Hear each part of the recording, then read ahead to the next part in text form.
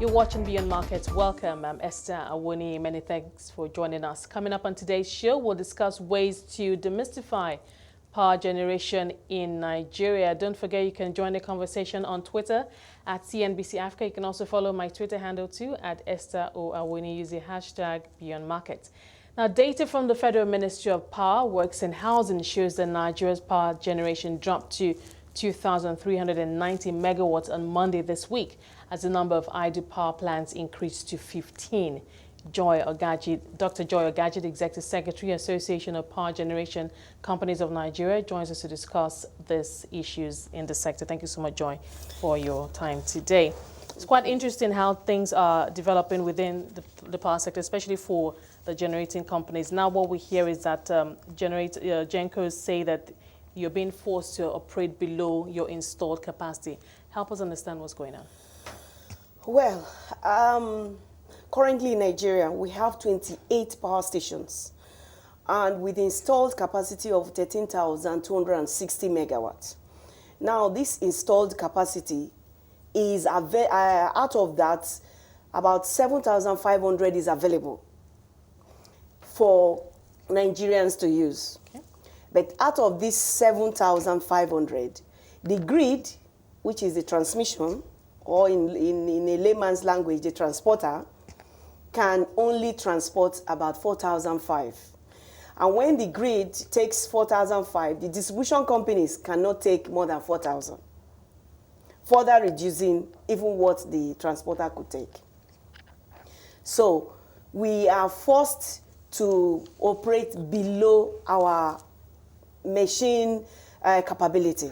As you can see the difference between 13,260 and then to 7,500. Now the 7,500, you may want to know how come from 13,260 to 7,005. There are some constraints. One of them is gas. There are some gas constraints. You can see some of the power plants are located in the southwest, and gas is being produced in the southeast and the south-south. Okay. So transporting the gas over to this side, by the time it gets to the southwest, the pressure has reduced. So companies like Egbi and Oloro Shogun Omotosho, that is under Pacific, then Oloro Shogun Omotosho of the NIPP plants, find it difficult getting gas. That's one challenge. Another challenge is payment for gas. As I speak to you, there is no contract in the power market that is effective. All contracts are not effective. And if they are not effective, it does not give room for long-term planning. The investor needs to invest and project. So all we do is just conjecture. Okay, now if I could just come in here, you said, transporting the gas itself, gas being produced in the southeast, taking it down to the south-south. Was there no plan in place in terms of how this gas was going to be transported, knowing that it was going to be needed in the south-south? What is the infrastructure on the ground? There are some infrastructures, but they are not enough. And investors who are in that business line have said that if you pay me, then I can put more infrastructure. Jenkins are owed over ₦1 trillion. And if you check the invoice of a generating plant, I think in Nigeria, we have 3 hydropower. Apart from the 3, the rest are all thermal. Thermal means they use gas. Okay? So that brings us to about 81% of power generation come through gas sources. And these gas companies are complaining, if you don't pay me, I can't give you gas. And if you don't pay me continuously, then I cannot also put infrastructure, the necessary infrastructure, to bring more gas to you. So there's a conundrum here. Power is being generated, put on the grid. They can't take it. It cannot be transported. It can't be distributed. And when it is distributed, the distribution companies say consumers consume and do not pay. Consumers say they pay. So there is this conundrum of I pay, you didn't pay, I pay, you didn't pay. Sounds like there's a lot of confusion, but I know obviously there is a regulator in this market, the NERC. Yes. I mean, there's CCN. What is the regulator saying about this? That is a very good question. we are all questioning what is the role of the regulator in all of this conundrum. Because in any market, the regulator is the leader of the market, is the coordinator of the market. But the current market we have, the Ministry of Power is the head of the market. Where a policymaker is now the regulator as well as policy making, we are in this conundrum. So until the regulators are given free hand to work independently and get access to consultants who have experience of the power sector, you know how our appointments are. The current regulators, I think I will give you the assignment of going to check how many of them have power sector experience prior to the appointment. So you're saying that for some of those positions, we have square pegs and round holes. Fantastic. You said it with your mouth. Okay, so I mean, starting from the Ministry of Power, has this been brought to the attention of the minister? That what happened? What is going on in the sector? We have 15 idle plants. The power cannot be, I mean, the grid cannot take the power that's being generated by Jenkins. The minister is very much aware, my dear. And so what is the minister saying? What has he said? Well, last week he said he's not going to perform magic, and getting power is not by magic. So I guess that's the okay, answer. so what do Jenkins need? Because it looks like there are a lot of moving parts. Okay. Let's take them one by one. What is the problem with the Jenkins right now? What is your most pressing problem now? Our most pressing problem is liquidity. Jenkins were not asking for handouts from federal government or from any donor agency. Don't give us money. What we need is pay for the power you have consumed or pay for the power we have generated. We're not asking for assistance from anyone. Make a viable grid for us to put our power. And when the power is there, pay for the power that has been put on the grid. And then Jenkins can expand capacity to as much megawatts as Nigerians will be willing to consume. That's all we're asking. Yesterday, I was, sorry to interrupt you, I was listening to the labor unions, and they were like, one of their demands to federal government was that they should scrap the privatization and that the Jenkins of the power sector. Okay. Yes, that the Jenkins and the discos should be scrapped so that new investors can be brought in. But I want them to listen to this and check that the generation company, they signed performance agreements with BP. I'm sure you know BP. Public Enterprise, yes, in 2013.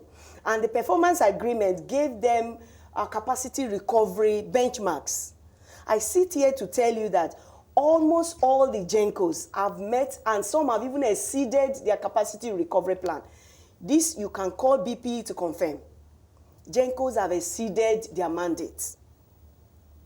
But the sector is not being fair. The sector and the country is not being fair to the generation companies.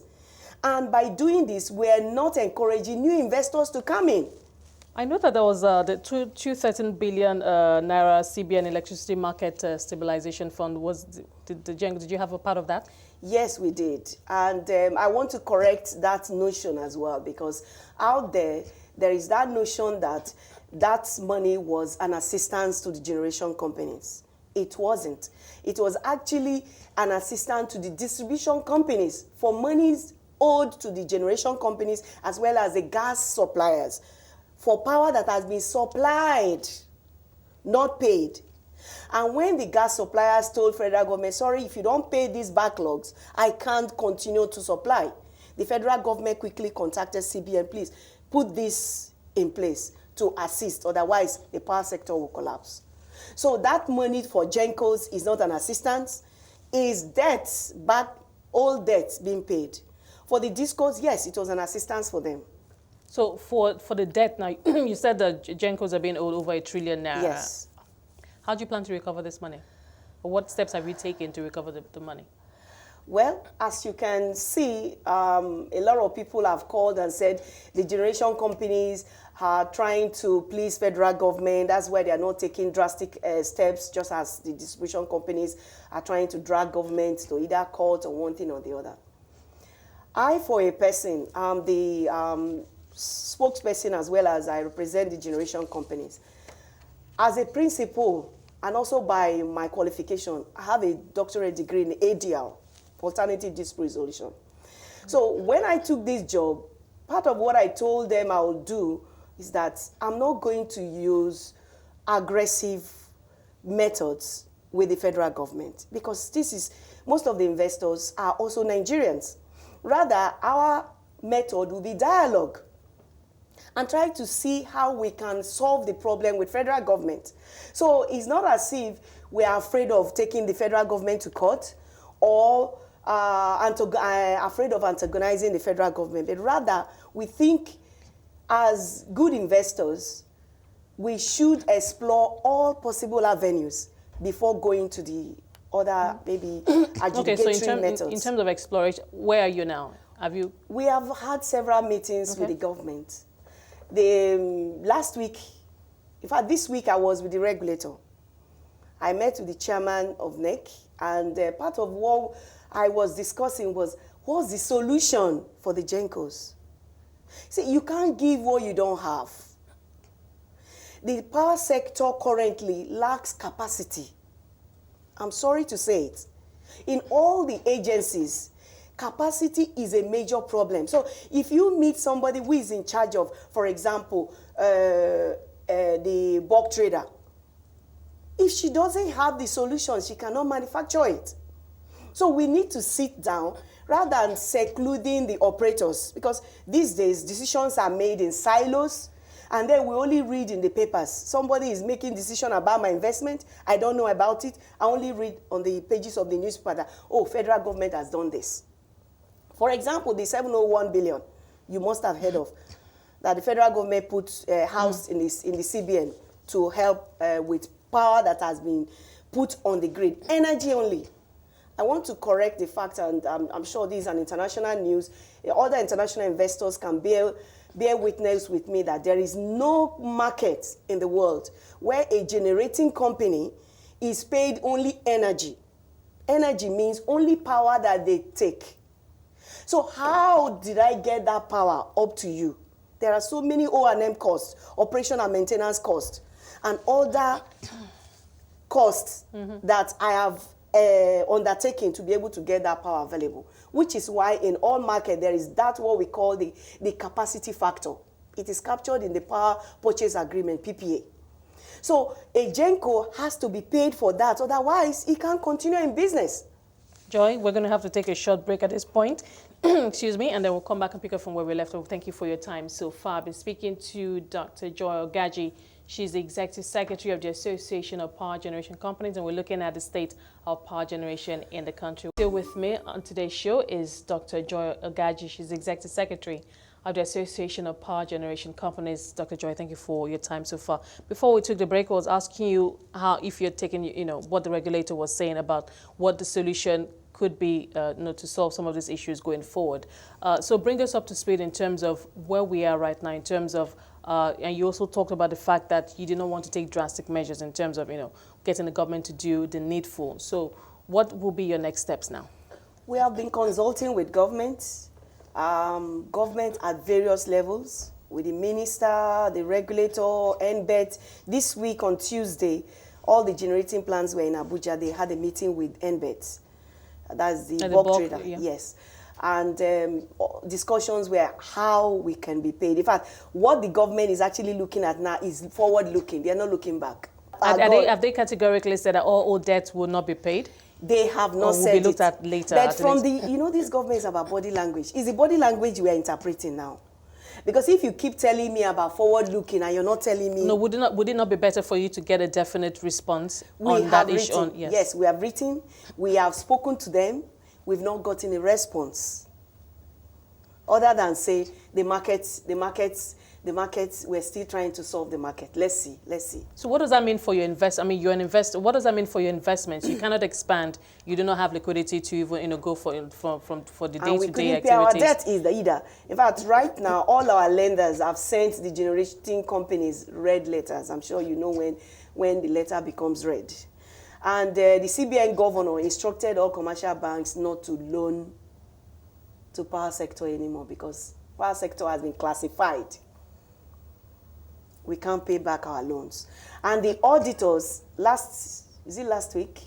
No, on Monday this week, I was with the generating companies, and they were all complaining that their auditors are bothering them. This old debt running into about 600 billion, because from 2013 to 2016 December is about 600 billion.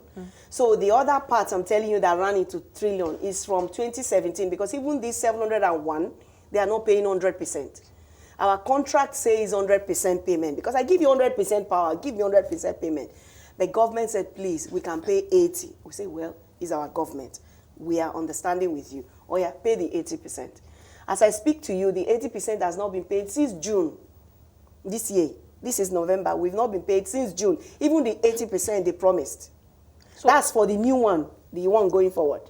At what point are you going to say enough is enough? We cannot go further? Not because we're trying to be unreasonable, but because we simply, from an operational point of view, from a business point of view, we simply cannot move forward. Well, 2 months ago in August, we issued warnings of shutting down.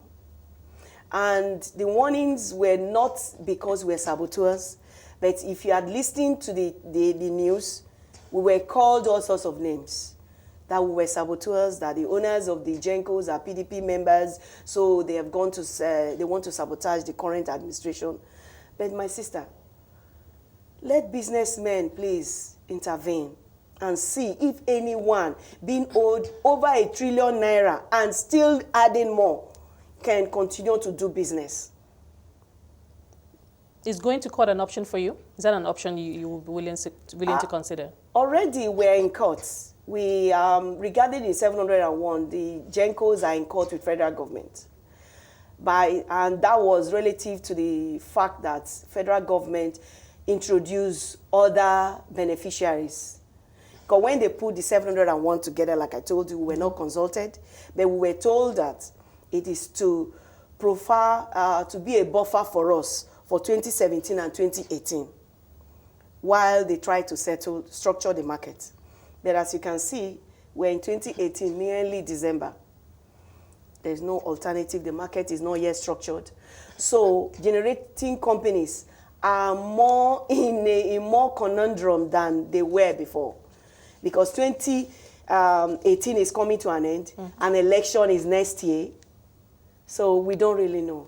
Okay, so I wanted to also talk about your the relationship between the Jenkins and the discos, because what we see most times, excuse me, in the newspapers is the discos, the problems that they're going through. Of course, it's not different from the Jenkins: liquidity, debt, lack of investments, etc. So if now that we're having 15 power stations idle, Jenkins are not operating at full capacity, disco, so obviously there's going to be that ripple effect. So talk to us the impact we're going to see on electricity output and supply to Nigerians. As you rightly picked out from the publications, 15 power stations are idle. There are a number of reasons responsible for it. One of them, I was, in fact, from October, from 27th of October, I was checking the records just before I came in. And from 27th to the 31st, the factors responsible for Nigerians not having enough power is not generating companies, but the distribution companies. They are not taking power. We have the power available. They say they are not taking. And they've not denied why they are not taking. They say they can't take and increase their debt burden. So it's either government brings an alternative. They can't take because they cannot pay you for the power. Yes, they cannot pay. And they don't want to increase their debt burden. Okay. That's one reason. Second reason is that the transmission company is sending the power to where they will not be able to collect. Communities that will not pay. So where are we at? Consumers say, we need power. Disco said, no, I can't send the power there because you won't pay. So I think we need to have a full house meeting where government will be part of the meeting. In that meeting, government, the two operators, Genco, Disco, Transmission, NEC. It's interesting you mentioned that, because the last time I remember I had an interview with the Minister of Power, he did say that there were regular town hall meetings. Oh, I think you should have asked them what is town hall meeting. So you've never attended any of this, or you're not aware of the town hall We meetings? have not been attended invited to such meetings, to the best of my knowledge. But yeah, are you aware that there's such happening? When the Ministry of Power tells you that they have town hall meetings are meetings Ministry of Power holds with consumers or NGOs that represent consumer rights, not the operators. But wouldn't it be, would it be unreasonable to attend such? If we are meetings? invited, if you have also followed the media, you would have seen how associations have been criminalized in the power sector. We are not licensees. I don't deal with you. But the question I try to ask is, as an association, the Constitution allows freedom of association. So by virtue of the Constitution, the owners, I only manage the association for the generating companies. I did not form the association. It was formed by the owners, the investors, went to CAC and registered an association to represent their interest. So if now you want to criminalize that association, then you are criminalizing the investors. I don't know whether you get my point. Yes. There are so many benefits that government could benefit from the association. For example, if they want to see all the Jenkins, they don't even need to see them. Once they see me, that information will be passed to all the Jenkins. One, you're saving cost. Because all the generating plants will be traveling all the way from their various power stations and coming to Abuja to have maybe a 2 hours meeting or 30 minutes meeting as the case may be. Okay.